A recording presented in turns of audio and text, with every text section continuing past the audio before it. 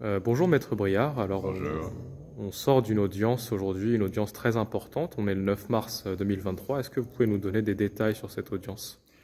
Alors écoutez, ce matin, j'ai soutenu un pourvoi pour la commune des Sables-d'Olonne et pour un officier parachutiste de culte musulman, M. Abdul Rahman.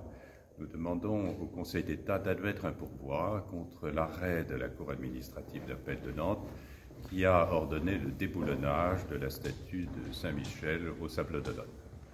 Très bien, merci. Et alors, quels étaient vos arguments?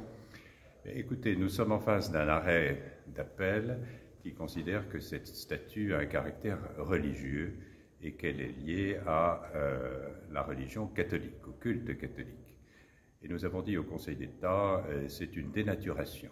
C'est une dénaturation des pièces du dossier parce que Saint-Michel, qui est un personnage abrahamique, partagé par les trois grands cultes monothéistes, Saint-Michel est en fait l'incarnation du bien contre le mal, et la caractéristique de cette statue aux Sables-d'Olonne, c'est qu'elle ne comporte aucun signe religieux, elle ne comporte aucune préférence religieuse en faveur d'un culte ou d'un autre. C'est un ange qui terrasse un dragon, qui terrasse le mal. Et j'ai souligné devant le Conseil d'État dans ma plaidoirie la dimension culturelle, la dimension patrimoniale et la dimension patriotique de Saint-Michel. Saint-Michel qui appartient à tous les Français. Et j'ai également demandé au Conseil d'État de faire face au débat qui est tout à fait important aujourd'hui entre ce que demandent certains, c'est-à-dire l'effacement de notre mémoire et la préservation de l'héritage culturel de notre pays. C'est un héritage culturel. Le Mont Saint-Michel est un héritage culturel.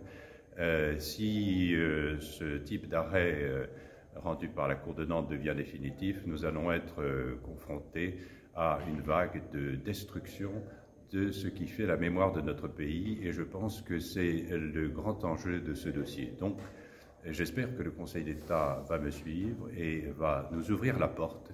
J'espère qu'il va ouvrir la porte à l'Archange Saint-Michel et qu'une formation de chambres réunies pourra statuer sur ce dossier. Merci beaucoup. Et alors, quels étaient les arguments de la partie adverse? Écoutez, la partie adverse dit, et c'est un raisonnement tout à fait simpliste et erroné, la partie adverse, et le rapporteur public d'ailleurs les a suivis, la partie adverse, donc ce sont les libres penseurs qui nous disent c'est un personnage catholique en fait, c'est une statue religieuse, ce qui est absolument erroné, pour les raisons que je viens d'indiquer. Très bien. Quand est-ce que la décision sera rendue? Alors écoutez, il y a deux cas de figure.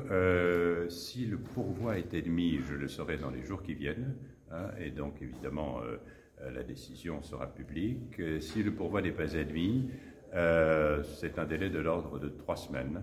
Il est évident que dans une situation pareille, nous serions conduits à envisager sans doute une autre voie de droit qui serait probablement la Cour européenne des droits de l'homme.